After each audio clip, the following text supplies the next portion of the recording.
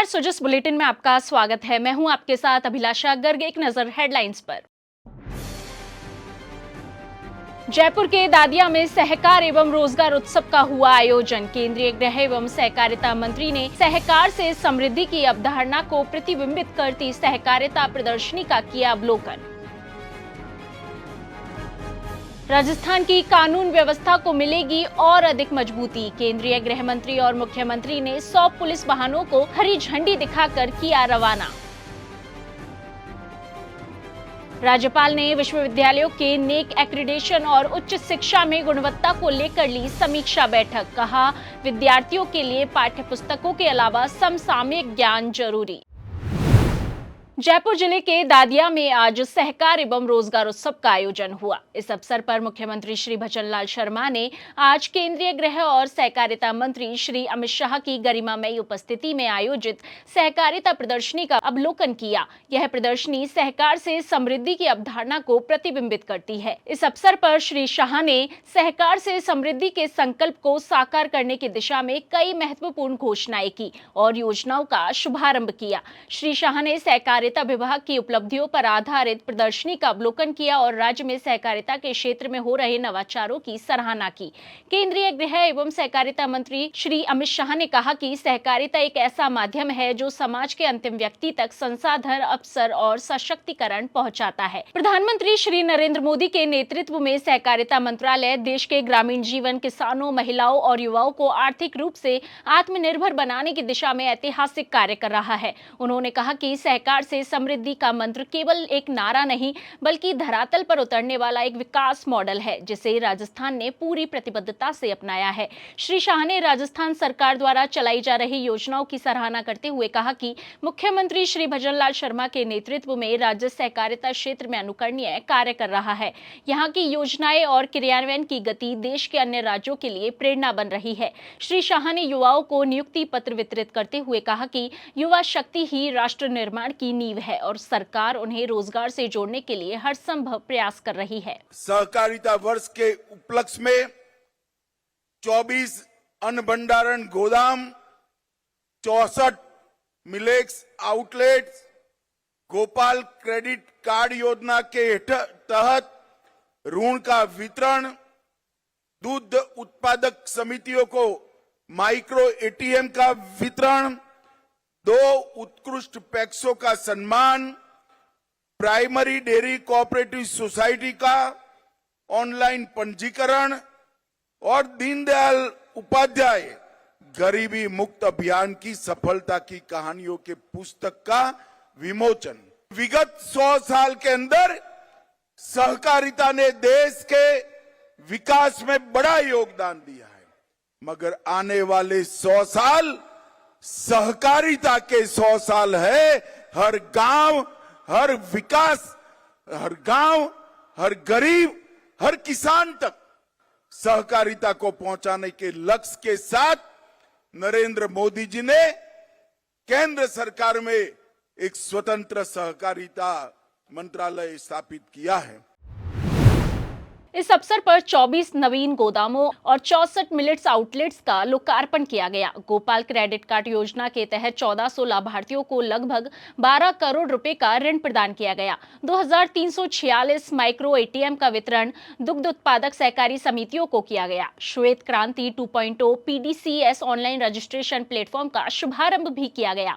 इस अवसर पर केंद्रीय गृह एवं सहकारिता मंत्री श्री अमित शाह ने राजस्थान की कानून व्यवस्था को और अधिक सशक्त और साधन युक्त बनाने की दिशा में एक अहम पहल करते हुए 100 नवीन पुलिस वाहनों को फ्लैग ऑफ किया।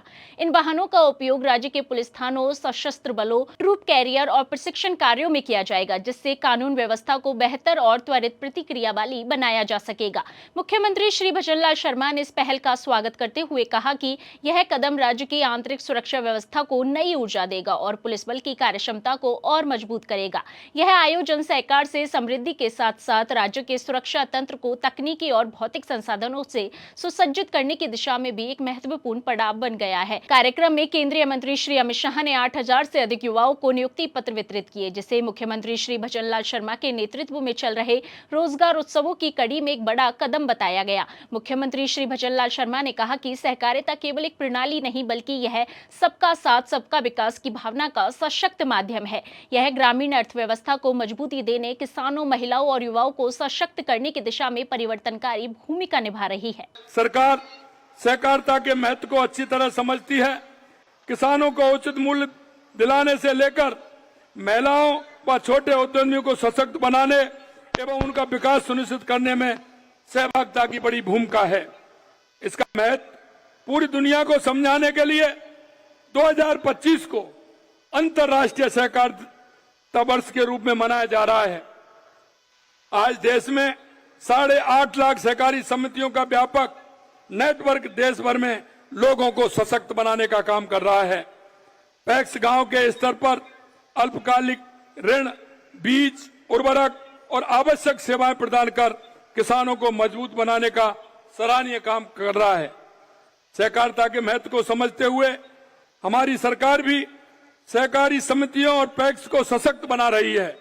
आज प्रदेश में 41,000 से अधिक सहकारी समितियां हैं, जिनमें 1 करोड़ 10 लाख से अधिक लोग जुड़े हुए हैं। राज्यपाल श्री हरिभाऊ बागड़े ने कहा है कि उच्च शिक्षण संस्थाओं में नामांकन और परीक्षा ही एकमात्र ध्येय नहीं होना चाहिए। वहां गुणवत्तापूर्ण शिक्षा के लिए निरंतर कार्य हो, इसके लिए प्रयास किए जाने चाहिए। उन्होंने कहा कि महाराष्ट्र में यह किया गया है कि जिस कॉलेज में सुविधा नहीं, अच्छे शिक्षक रखने की क्षमता नहीं है तो उसे बंद किया जाता है। यही व्यवस्था सभी स्थानों पर होनी चाहिए। उन्होंने 1 वर्ष पहले राज्य में सभी विश्वविद्यालयों के नेक एक्रीडेशन के लिए हुई पहल की चर्चा करते हुए कहा कि राजस्थान विश्वविद्यालय को सफलता मिली है। प्रयास करें जल्द दूसरे विश्वविद्यालय भी इस संबंध में निर्धारित औपचारिकताएं पूरी कर आगे बढ़े। उन्होंने कहा कि विश्वविद्यालयों में पाठ्यपुस्तकों के अलावा भी दूसरे विषयों का समसामयिक ज्ञान विद्यार्थियों को दिया जाए। इसी से शिक्षा युगानुकूल हो सकेगी। उन्होंने शिक्षण संस्थाओं में विद्यार्थियों की बौद्धिक और शारीरिक क्षमता में वृद्धि के लिए विद्यार्थियों को कॉपी करके पास होने की प्रवृत्ति की बजाय शिक्षकों द्वारा परिवेश की समझ, भारतीय प्राचीन ज्ञान की समृद्ध दृष्टि और आधुनिक विकास से जुड़े समय संदर्भों की जानकारी से समृद्ध किए जाने पर जोर दिया। राज्यपाल श्री बागड़े आज राजभवन में विश्वविद्यालयों के नेक एक्रीडेशन और उच्च शिक्षा में गुणवत्ता से संबंधित विशेष समीक्षा बैठक को संबोधित कर रहे थे। अंत्योदय यानी एक व्यापक अवधारणा जो न केवल आर्थिक विकास पर केंद्रित है बल्कि सामाजिक न्याय और समानता पर भी जोर देती है। यह सुनिश्चित करने का प्रयास है कि विकास का लाभ समाज के हर वर्ग तक पहुंचे, खासकर उन लोगों तक जो सबसे अधिक वंचित है।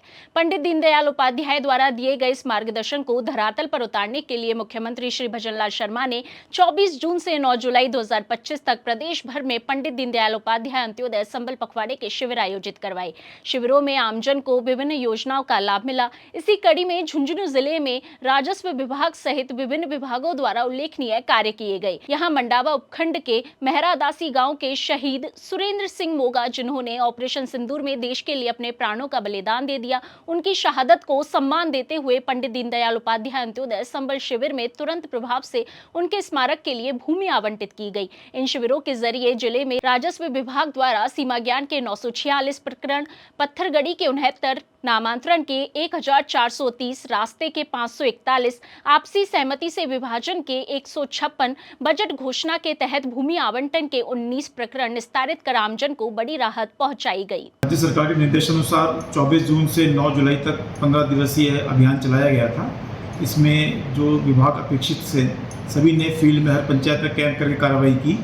राजस्व विभाग में हमने जो राजस्व संबंधी मूल काम है वो तो किए ही, जो लोगों के नाम करेक्शन है, रास्ता है, नामांतरण है, हमने ये प्रयास किया उसको वास्तविक लाभ मिले। जैसे कुछ लोगों को पेंशन इसलिए नहीं मिल पा रही थी कि उसका जमाबंदी में नाम कुछ है और उसका आधार में नाम कुछ है, तो हमने उसका पहले जमाबंदी में नाम ठीक किया, उसका म्यूटेशन खोला, उसके आधार पर उसका पेंशन वेरिफिकेशन भी किया, ताकि फाइनली उसको न सिर्फ रिकॉर्ड में नाम ठीक हो गया बल्कि उसको पेंशन का लाभ नहीं मिला। मैं सीमा पत्नी शहीद सुरेंद्र मोगा, जो कि ऑपरेशन सिंदूर के दौरान राजस्थान से बलिदान देने वाले एकमात्र शहीद हैं, उनकी शहादत को राजस्थान सरकार ने सम्मान देते हुए स्मारक के लिए हाल ही में पंडित दीनदयाल उपाध्याय अंत्योदय संबल शिविर भूमि आवंटित की है। इतनी शीघ्रता से भूमि आवंटित करने के लिए मैं राज्य सरकार और जिला प्रशासन का आभार व्यक्त करती हूँ। जिस बुलेटिन में आज के लिए इतना ही, फिर होगी आपसे मुलाकात, तब तक के लिए नमस्कार।